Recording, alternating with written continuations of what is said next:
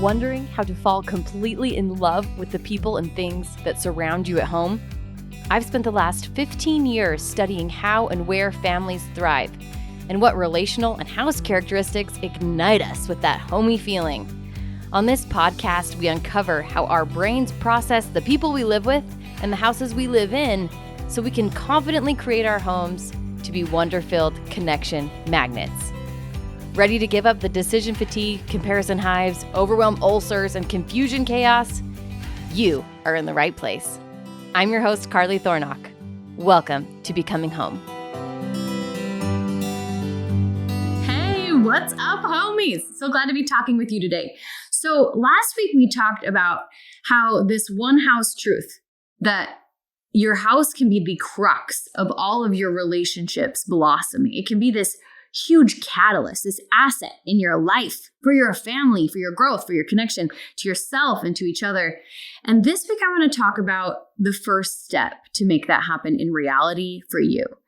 And if you are a mother of young children, 12 and under, you probably feel a fair amount of overwhelm. And the reason that I conjecture this is because I am a mother of 3 children under 10, and the overstimulation level that I feel is high. And from doing the research, from looking at all of the aggregate sums of lots of surveys that people have taken, there are a lot of moms who feel overwhelmed. And there's lots of reasons for this, right? But it all comes down to we are seeing the world around us as scary and like we can't handle it. That is what overwhelm is at its basic level. Now, one of the key things that we feel like is contributing to our mom overwhelm is all the stuff that we have to manage, right? There's like toys everywhere if you have kids. They just make everything a toy and it automatically goes everywhere. So there's toys everywhere all over our house. And so how do we stop this? Sometimes it feels like we're cleaning up, but it is like shoveling snow in the middle of a blizzard, right? We are working hard to clean up all the toys. We are trying to get our kids on board. We're trying to be nice. We're asking nicely. And inside our bodies are like ramping up that feeling where you want to run away and hide in the pantry and just eat chocolate and cry just a little and maybe call your sister and be like, what are we doing? I mean, supposedly, hypothetically. But that's okay. Like, this is totally normal and it doesn't feel awesome and you don't have to feel this way. We're going to talk about that today. But we are going to talk about meeting overwhelm from 2 different places. The first is we're going to bring down the stimulation level.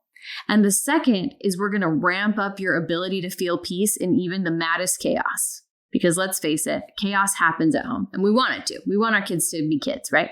So if we can take one step toward managing our toy clutter, getting that stimulation level to just lower a tiny bit, that's going to help us achieve peace in our hearts and therefore create a peaceful home. And that is what I want for you.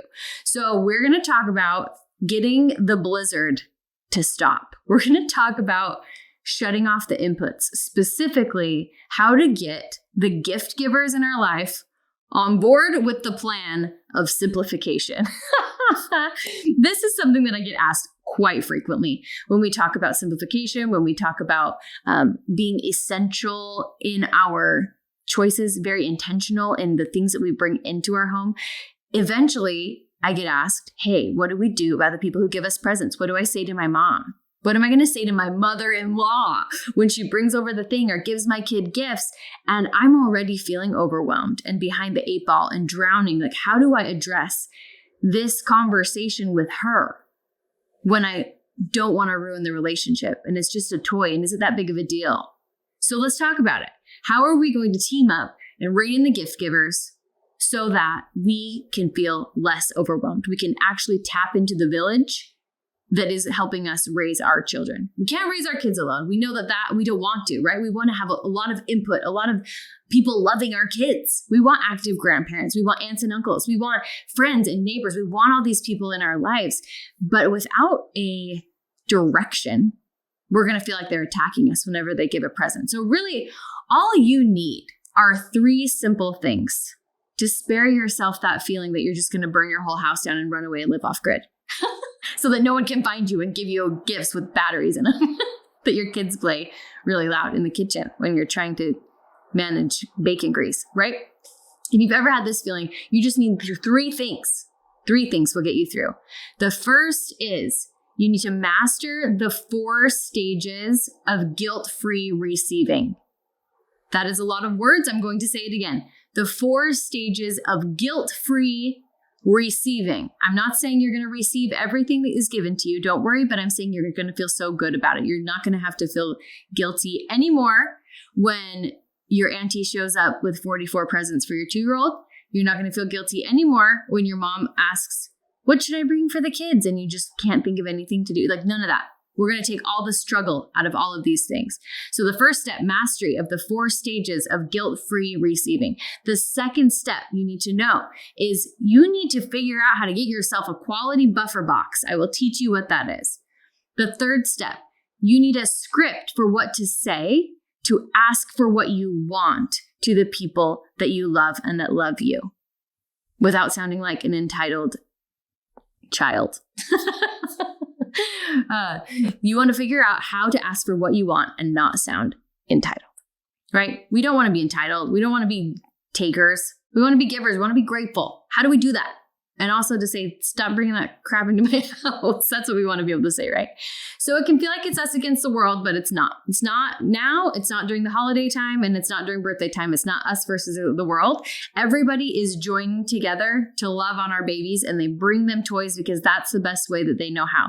So we want to approach this with a huge dose of compassion and gratitude, right? Like, we're so grateful for you.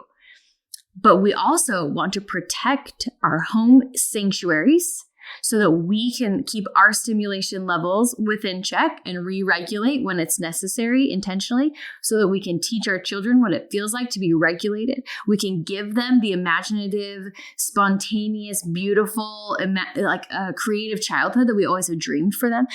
We can't bring everything into our house, nor do we want to. So we need firm boundaries and we need huge love. Those are the things we're going to be bringing into this. So here is what we need to do.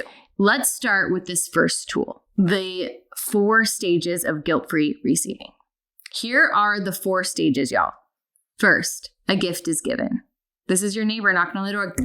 Hey, you know what? We just went through all of our toys and we have 3 bins. Would you boys are probably right in about the right age. Would you like these toys? Now, right now, you're like, oh my gosh, I don't want 3 bins of toys for my neighbor in my house. I don't want this in my house.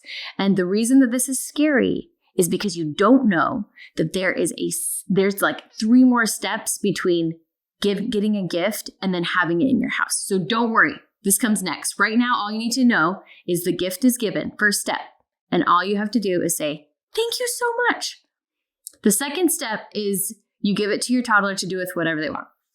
Just kidding. You don't. That's not the second step, right? We were just talking about this. The second step is actually you receive the gift with love.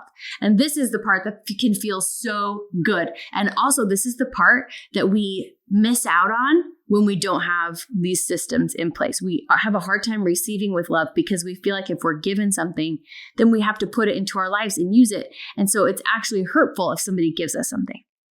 But the truth is, when somebody gives something to us, we can just say thank you and we can accept their love. Thank you so much. No matter what is given, even if it's this like crusty old stuffed frog in this bin that your neighbor gave you, it can be received by you as an action.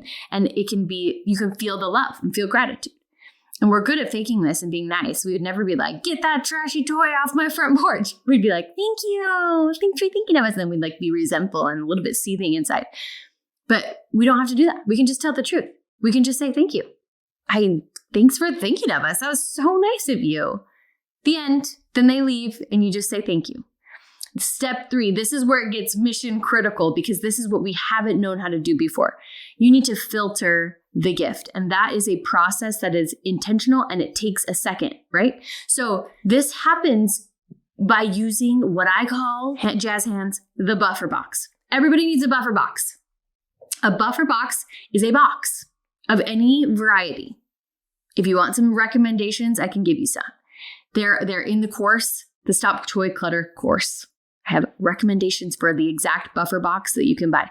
But this can be a cardboard box. This can be a shoe box. This can be a tabletop that you're pretending is a box. This can be a nice bin from Costco. This can be an Amish crafted cedar chest. This can be anything. All you need is a place that you can put the gift, any gift, all gift, each gift, so that you can filter it, so that you have a little bit of a breath between a gift is given and it's in my life. You just need a place to put it for just like a hot second, right? So everything that comes into your house goes into the buffer box. This is when you get to ask yourself the question, do I want this in my life? And in the case of toys, you can ask yourself, do my kids need this to create their best childhood experience? So things go into the box with just love and gratitude.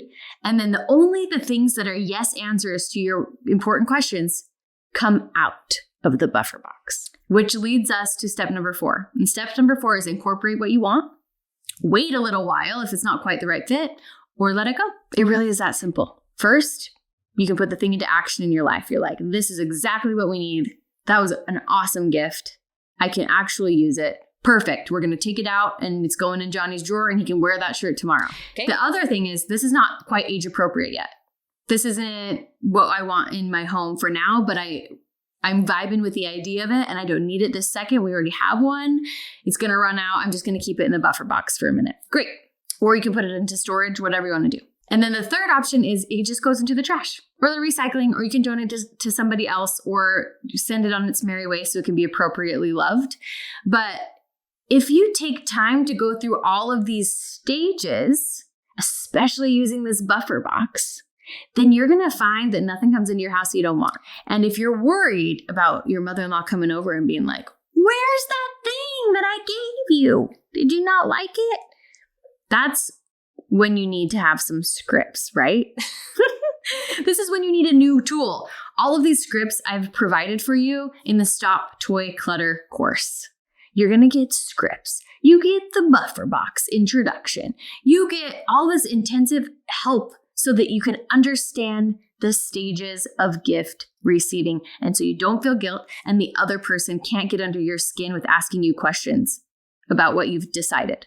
Now, ideally, when somebody asks you these questions, you can just be like, oh, it's in limbo. Like it's in the buffer box. They're going to be like, what the heck is the buffer box? And you'll be like, oh, it's this awesome thing that I learned about from this really hot girl. Then she taught me how to regulate my emotions and my nervous system and help me regulate my kids' emotions and their nervous system. And we just find that with too much going on, we get a little snappy at each other. So we put most of our stuff in this buffer box until we're ready for it, just like a little bit at a time. And that way we can all adapt to it and not be overstimulated, because I don't need to be locked in my pantry eating any more chocolate this week, right? And usually people will understand that. Occasionally they don't. Occasionally they're like, that's the weirdest idea I've ever heard. Get that toy out right now. He needs to use it. I bought it for a reason. Now listen, I want you to take this into your soul and tattoo it on your heart, because this is the ultimate truth that we forget in our attempt to be kind and loving and nice. We forget that we're the boss of our house, that we are the mama bear to our kids, and that when things don't fit, because we know what fits in our house and we know what our kids are going to do well with and what they're going to thrive on and what they're not. We know we're their mom. And if we don't know, then we experiment, but that's our job, right? This is our job. This is our stewardship. This is our house. This is our home. And no matter what anybody comes in and says to you, I don't care if it's your mother-in-law. I don't care if it's your nice neighbor. I don't care if it's the person from church. I don't care if it's your sister. I don't care. If they come in and they say, where's that thing? And it's not a fit, you don't have to give any explanation. You can just say, oh, it's not out right now. Or not, just ignore them and walk away, because you don't owe anybody an explanation. Sometimes we want to give an explanation because we want to connect. And if it feels loving for you to connect with this person who's asking questions, then you can. But if you want more help with how to deal with hard conversations like this, a bunch of support for you is inside of the Stop Toy Clutter course. I want you to feel confident talking to the people you know are in your village and the people who are in your village but not super helpful villagers. And these conversations are hard. I want you to own your mom boss energy and own your advocate of your child mojo, so that these conversations can feel uncomfortable but not be consequential, Right now, it probably feels like having these conversations is a really big deal and really scary. And it will be for the first couple, but you can do it. And you are great at advocating for your kids. You don't let them play with knives. You don't let them eat batteries. So don't put them in harm's way in other emotional ways either, right? You're great at this. Stopping the toy clutter is about understanding how to turn off the blizzard so you're not shoveling while it's snowing. And then also shoveling the walk, right? Like getting things in order, getting the kids on board, figuring out how you're going to feel peaceful when every day the house is turned over. And that's how houses should be. I'm here for you, and this is fun. So let's review these few little steps here for the 4 stages of guilt-free receiving so you can go and guilt-free. First, the gift is given. Second, I just saw my fake out. Second, it does not become part of your life. Fake out, second step. It's a real second step. Receive the gift with love and gratitude. Third step, filter the gift. Fourth step, incorporate, wait, or let it go. This is going to unlock massive peace for you. If you can get your villagers pointed in the right direction by having meaningful, purposeful conversations, asking for what you need and what you want, being able to receive whatever they give to you after you ask for what you want with love and guilt-free joy and gratitude. And then if you can have the harder conversations that need to be had or create boundaries maybe that need to be created, easy peasy, lemon squeezy, you feel lots of love. You are this peaceful home advocate already. Go to, my friends, go make a big mess. Talk to you soon.